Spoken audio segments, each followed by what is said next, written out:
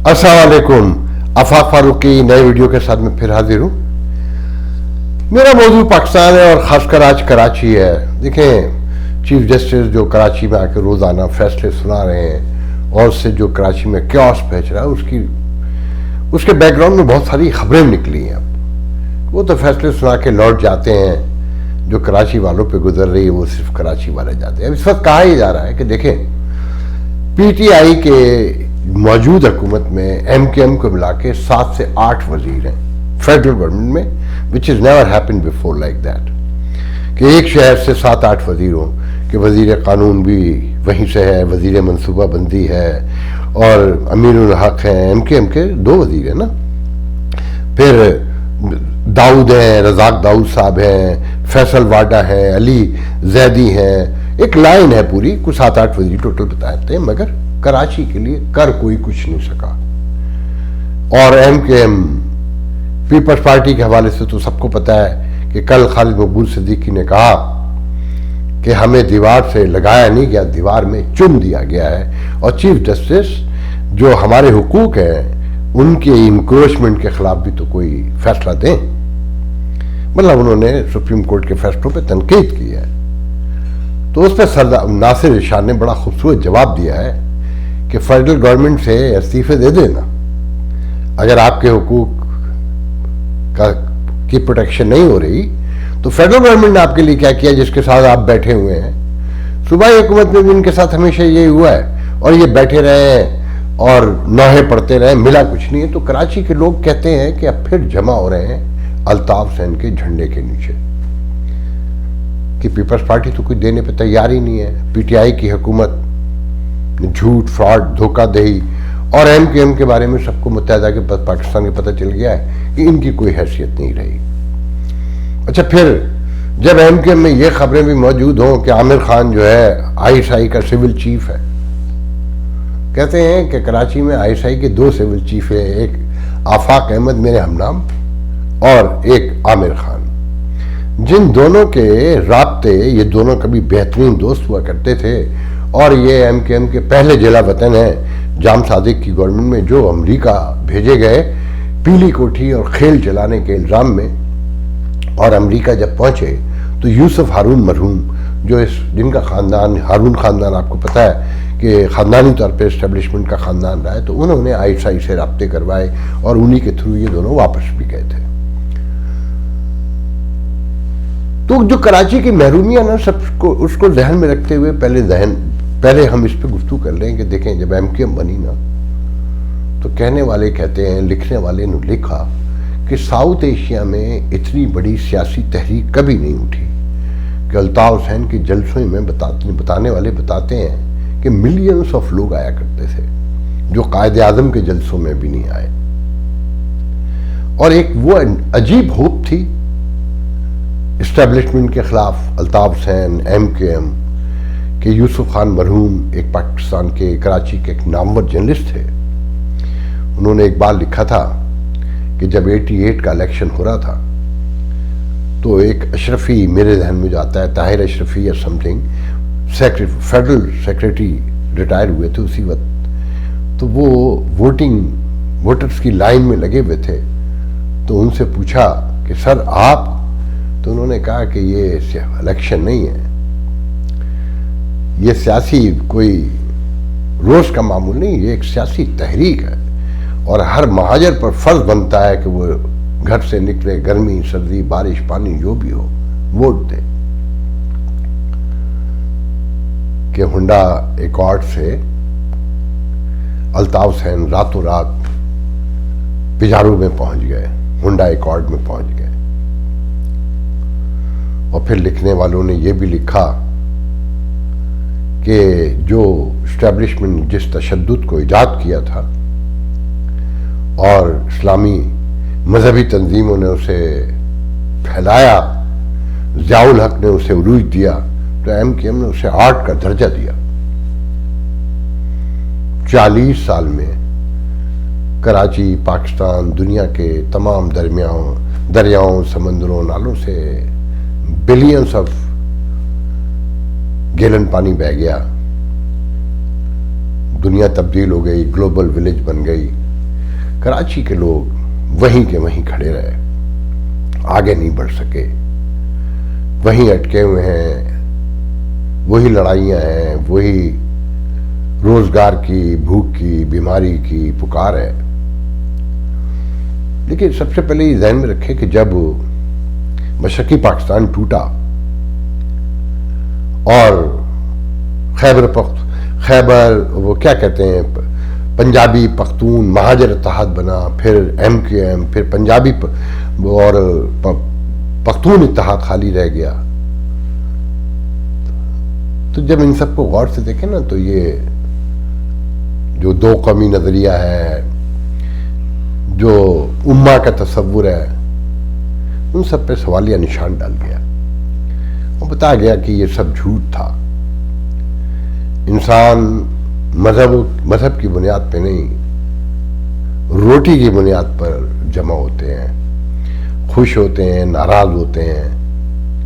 بہرحال ہم نے دیکھا الطاف سین نے جو بڑی غلطیاں کی، میں اصل موضوع کی طرف اب بڑھ رہا ہوں، جو اصل غلطیاں کی، جو ان کے نزدیک غلطیاں نہیں تھیں، وہ تحریک کو وہ سیاسی جماعت کے طور پر آئین کے تابع پاکستان کے الیکشن لڑتے تھے اور حقوق کی بات کرتے تھے، مگر اندرونی طور پر وہ اسے تحریک قرار دیتے تھے MQM کو، اور وہی ان کے دماغ میں تھا۔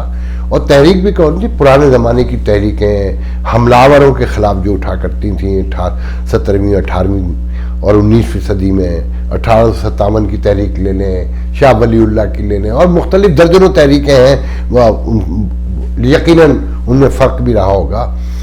تو ان تحریکوں میں خاص بات یہ کہ بتانے والے لکھنے والوں نے لکھا ہے کہ اس میں غدار کی سزا موت ہوتی تھی، کیونکہ چھوٹی تحریکیں ہوتی تھیں، کوئی بہت بڑی زیادہ لوگ نہیں ہوتے تھے، ہزاروں سینکڑوں، تو اگر ایک غداری کرتا تو سب کچھ ختم ہونے کا خوف ہوتا تھا نا، اور غلطی کی سزا ملا کرتی تھی۔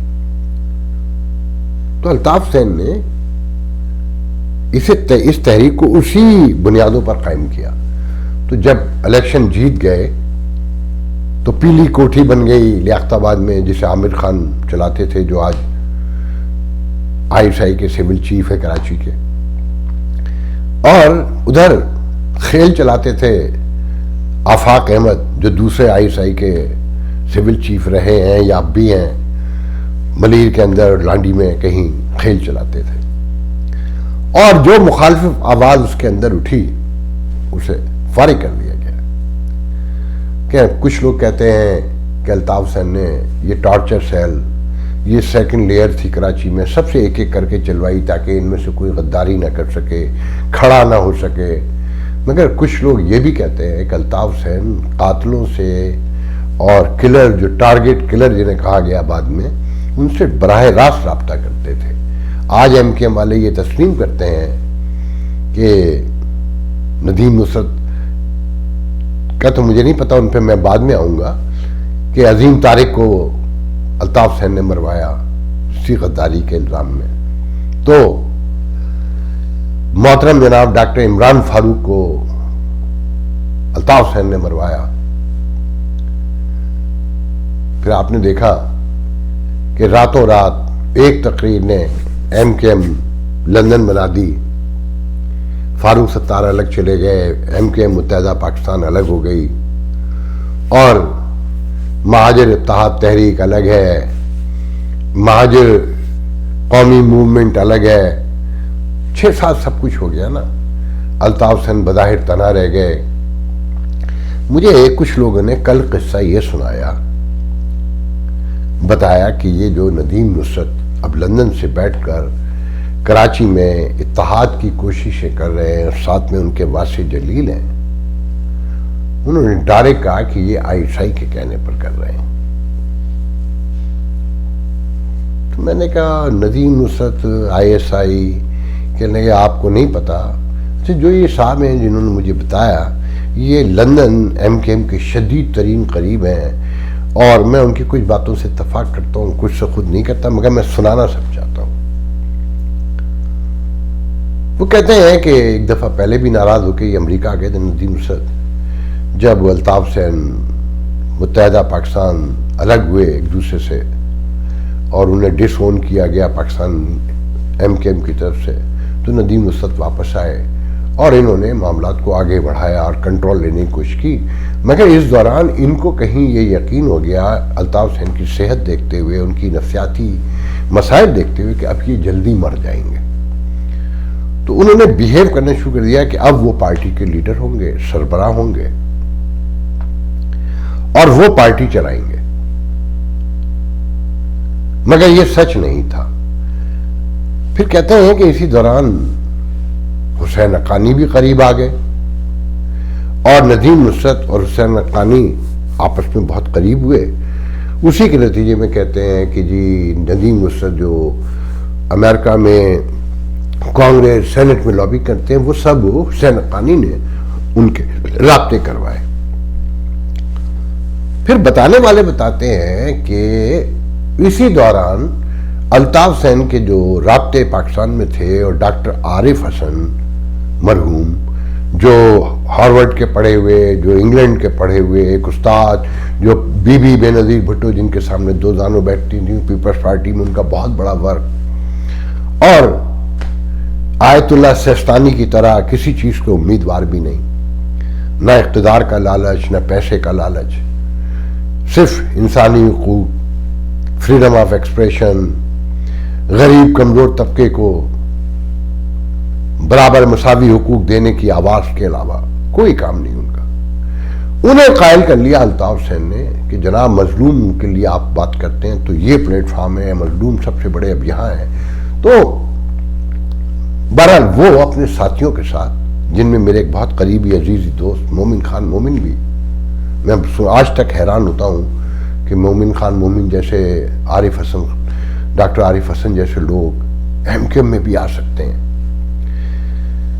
تو پتہ ہی چلا کہ ڈاکٹر عارف حسن نہ صرف خود آئے بلکہ سندھ کے جتنے لیفٹسٹ تھے، جس میں کچھ سندھی بھی شامل ہے، اردو اسپیکنگ کے علاوہ سب کو لے کر ایم کیو ایم میں آ گئے، کیونکہ سب ان کا احترام کرتے تھے، ان کی تاریخ تھی ایک جد و جہد کی۔ ندیم نصرت یہ دیکھ کر گھبرا گئے اور دعویٰ کرنے والوں کا کہنا یہ ہے کہ وہ آئی ایس آئی کے ٹچ میں تھے، انہی کے کہنے پر واپس آئے تھے۔ جب آئی ایس آئی کو یا ایجنسیوں کو یہ پتا چلا کہ سندھ کے تار سارے ہی جو لیفٹسٹ ہیں وہ ایم کیو ایم کی چھتری لندن کے تلے جمع ہو رہے ہیں، تو وہاں ڈاکٹر عارف حسن کی تاریخ بنانے کا فیصلہ کر لیا گیا۔ مگر اس دوران لندن میں بھی چپکرش پیدا ہو گئی، کچھ چیزیں سامنے آ گئیں، اور الطاف حسین جن کے بارے میں اب کہا جا رہا ہے کہ جی وہ صحت مند ہو گئے، مگر میرا دل نہیں مانتا، ان کی ذہنی، ہو سکتا ہے کہ وہ جسمانی طور پہ کافی بہتر ہو گئے ہوں، مگر ذہنی حالت ان کی ابھی بھی ویسی نظر آتی ہے کہ جب تک وہ اپنی تقریر، اپنے بولنے کے سٹائل پہ کنٹرول نہیں کریں گے، مجھے سے لوگ وہ ایک بات درست کہتے ہیں، مجھے ان کی کسی ایک بات سے بھی اختلاف نہیں ہے، مگر جس انداز سے کہتے ہیں وہ کچھ سیولائز وے نہیں ہے۔ بہرحال پھر ناراضگی ہو گئی، ندیم نصرت واپس آ گئے لندن سے، ان کے ساتھ واسع جلیل بھی آ گئے، اور یہاں سے بیٹھ کر انہوں نے پھر نئی لابنگ شروع کی ہے۔ پچھلے دنوں آپ نے دیکھا ہوگا کہ وہ ٹی وی پہ واسع جلیل وغیرہ یہ لوگ دوبارہ آنے لگے اور کہا جانے لگا کہ انہیں واپسی کا موقع دیا جا رہا ہے، مگر اب پھر دوبارہ سے پابندیاں ہیں اور مہاجر اتحاد کے نعرے یہاں سے پھر لگ رہے ہیں۔ تو آج ہی میں نے ڈاکٹر سلیم حیدر کا ایک نیا ویڈیو دیکھا کہ فاروق ستار وہاں بیٹھے ہوئے ہیں اور ڈاکٹر سلیم حیدر کہہ رہے ہیں کہ 40 سال کی ایم کے ایم میں 32 سال سے الطاف حسین تو باہر ہے، اصل لیڈر تو فاروق ستار ہے، جنہیں پورے پاکستان میں لوگ جانتے ہیں کہ ٹیلی ویژن ناشتے میں دکھانا ہو تو ان کے دروازے پہ بیٹھا ہوتا ہے، دوپہر کا کھانے پہ کوئی چیز خصوصی پروگرامنگ ہو رہی ہو تو فاروق ستار کے دروازے پہ ہے۔ مطلب میڈیا کا ڈارلنگ فاروق ستار ہے اور پاکستان کا بچہ جانتا ہے۔ وہ فاروق ستار جسے ایم کیو ایم پاکستان نے اپنے اصولوں کی بنیاد پر باہر کر دیا اور مقدمے میں سے بھی وہ خارج ہوئے بعد میں اسلام آباد میں ہائی کورٹ میں میرے خیال میں، اب ان کی زیر نگرانی ایک بڑی پروگریسو ایم کے ایم بنانے کی کوشش کی جا رہی ہے۔ اچھا یہ ذہن میں رکھیں، میرے بہت اچھے تعلق ہیں ڈاکٹر سلیم حیدر سے، میں ندیم نصرت کا بھی احترام کرتا ہوں، واسع جلیل سے بھی، مگر ڈاکٹر سلیم حیدر کے بارے میں مجھے طے ہے کہ وہ اسٹیبلشمنٹ کے آدمی ہیں. Excuse me. اس کی وجہ یہ ہے کہ 6-7 سال پہلے جب 18ویں ترمیم کے بارے میں کہیں کوئی ڈسکشن نہیں تھی تو انہوں نے نیو یارک میں آ کے تقریر کی تھی کہ کشمیر ہمارا شہرگ نہیں ہے، کراچی شہرگ ہے، اور یہ 18ویں ترمیم اگر قائم رہی تو یہ ملک ٹوٹ جائے گا. صوبے اتنے ڈیپینڈنٹ ہو گئے ہیں، اتنے الگ انڈیپینڈنٹ ہو گئے ہیں کہ ان کا وفاق سے کوئی تعلق ہی نہیں رہا ہے. تو میں بہت چونکا، حیران ہوا. پھر میں نے بعد میں جب ان سے بات کی تو وہ مسکرائے. مجھے وہاں سے یقین ہو گیا. اور مجھے معلوم ہے کہ چھوٹے سندھ میں چھوٹے چھوٹے جو گروپس ہوں جو جس طرح کے ڈاکٹر سلیم حیدر کا ہے تو وہ اسٹیبلشمنٹ کی مرضی کے بغیر رہ بھی نہیں سکتے. سندھ کے سارے قوم پرست چاہے وہ کسی بھی زبان سے تعلق رکھتے ہوں وہ سب ایک ہی چھتری کے زیر سایہ ہے. تو بہرحال اب کہا جا رہا ہے کہ جب پی ٹی آئی سے لوگ مایوس ہو گئے، کراچی والے متحدہ سے بھی مایوس ہو گئے، اور یہ جو کہانیاں ہیں کہ سب مل کر ایک پروگریسو مہاجر اکھٹ بنا لیں، اتحاد بنا لیں کہ بقول سلیم حیدر کے کہ اب ہمارے پاس 10 اوور رہ گئے، مر تو کوئی کل بھی کوئی سکتا ہے مگر زیادہ زیادہ 10 سال ہے، کچھ تو اپنی قوم کے لیے کر جائیں. مگر اسٹیبلشمنٹ نے اس طرح کے اکھٹ جمع کر کے کبھی کسی کو دیا کچھ نہیں ہے. آخر میں خسارے میں عوامی نکلتے ہیں. الطاف حسین ذہنی طور پہ اس جگہ پر نہیں نظر آتے کہ وہ کچھ کر سکیں. مجھے ان کی ساری باتوں سے اتفاق ہے، مگر جس انداز سے وہ گفتگو کرتے ہیں اور جتنا آگے بڑھ کر کرتے ہیں انہی باتوں کو نائس وے میں اسٹیبلشمنٹ کے خلاف تو اب پنجاب سے بھی آوازیں اٹھتی ہیں نا. پرویز رشید بھی بولتا ہے، احسن اقبال بھی بولتا ہے.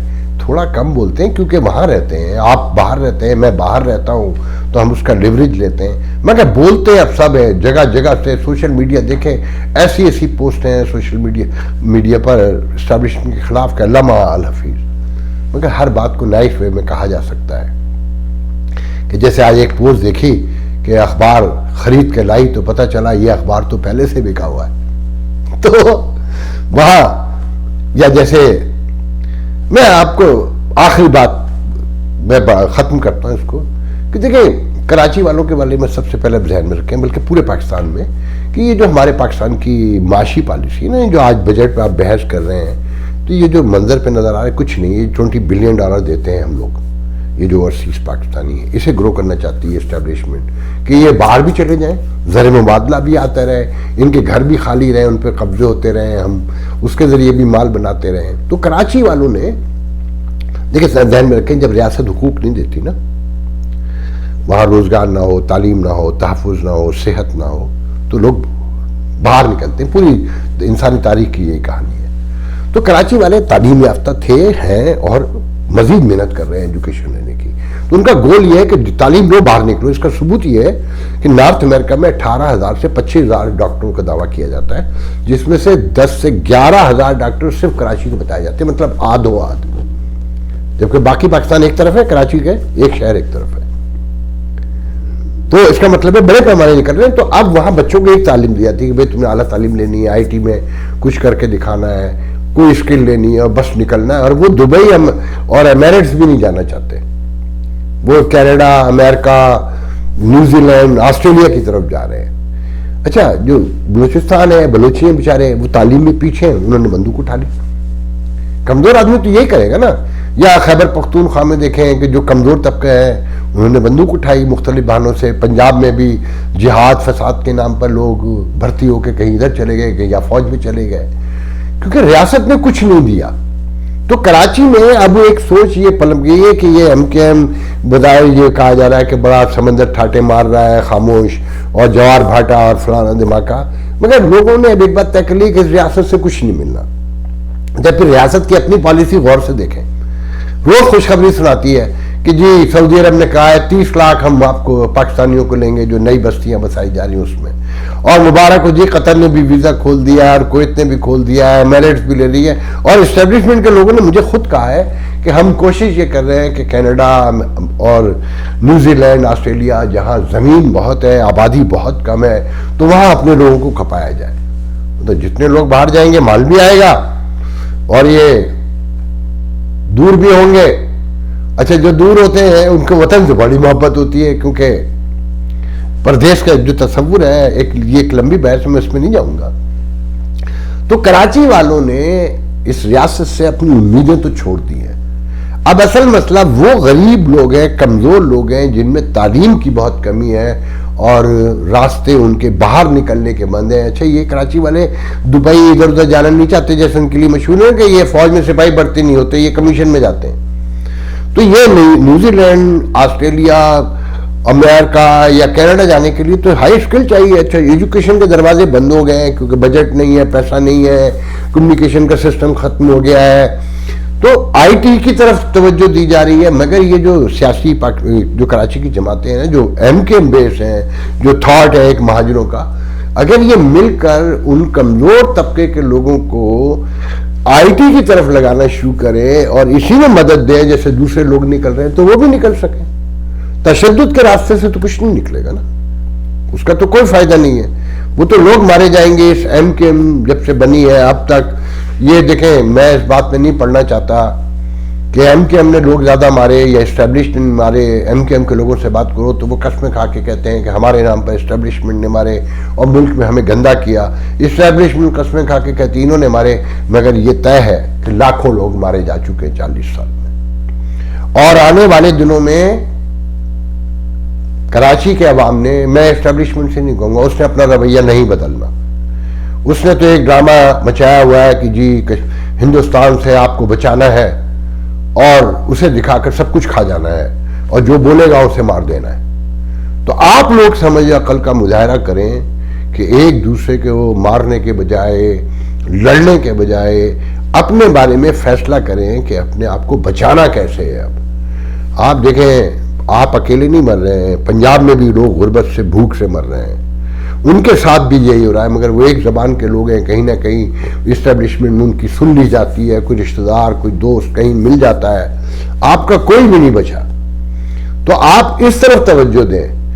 اس سے کچھ نہیں ہوگا کہ آئی ایس آئی کو مخبری کر دینے سے اور جنگ جیت لینے سے کہ میں کراچی پہ قبضہ کر لوں, میں کر لوں.